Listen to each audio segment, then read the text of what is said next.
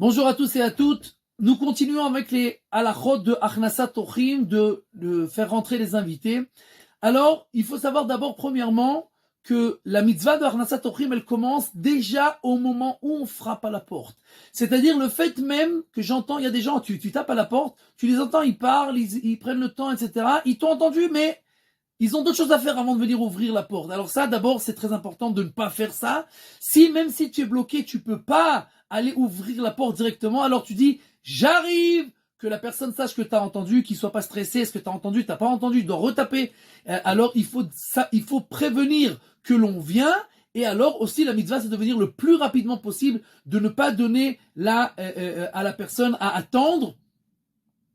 Et comme dans toutes les mitzvot, mitzvah bo yoter mi beshlucho. C'est très important dans cette mitzvah de ne pas donner à des émissaires à faire la mitzvah à ma place.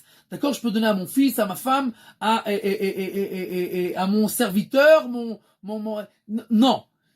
Abraham Avinu, quand il a reçu les anges, il avait plein d'esclaves, il aurait pu leur donner à faire la mitzvah à sa place, mais non, mitzvah bo yoter mi beshlucho, lui il s'est occupé d'eux, lui il leur a donné à manger, lui il les a installés, etc.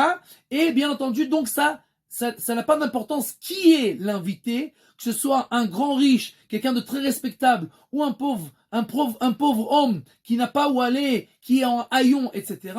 On doit lui donner la même argacha, le même sentiment qu'il est respectable, que l'on le veut chez nous, qu'on s'occupe de lui avec le maximum d'efforts que l'on peut faire pour lui donner une bonne sensation.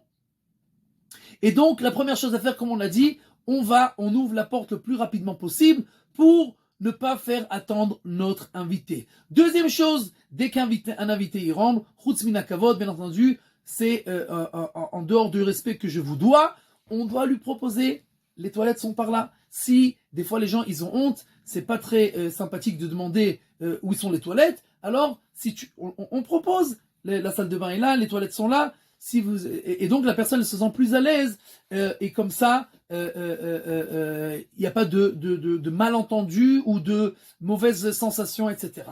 La chose peut-être la plus importante dans cette mitzvah là de Achnasat Orchim, c'est de recevoir la personne avec un visage joyeux. C'est pas que ouf, bon allez, allez viens t'asseoir, viens manger, prends, tac tac tac tac. L'essentiel c'est de faire la mitzvah, de faire un V.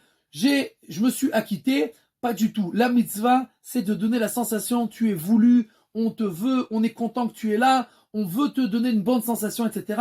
Ça, c'est l'essence même de la mitzvah. Il y a des gens, quand ils font un satorim, ils parlent énormément. Alors, que c'est bien, c'est bon, ta 40 fois, ils te posent la question, etc.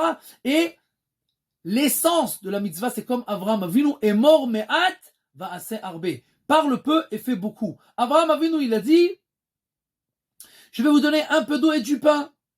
Asseyez-vous. Et après, il est parti et il a préparé trois taureaux et 3 langues et du pain, etc., etc., etc. Donc, quelqu'un, il vient, je te prépare une petite salade, il n'y a pas de problème.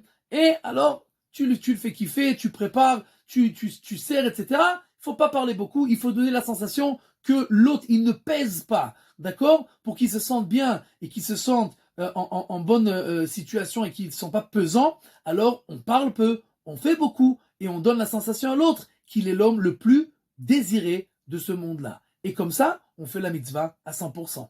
Be'atzlacha.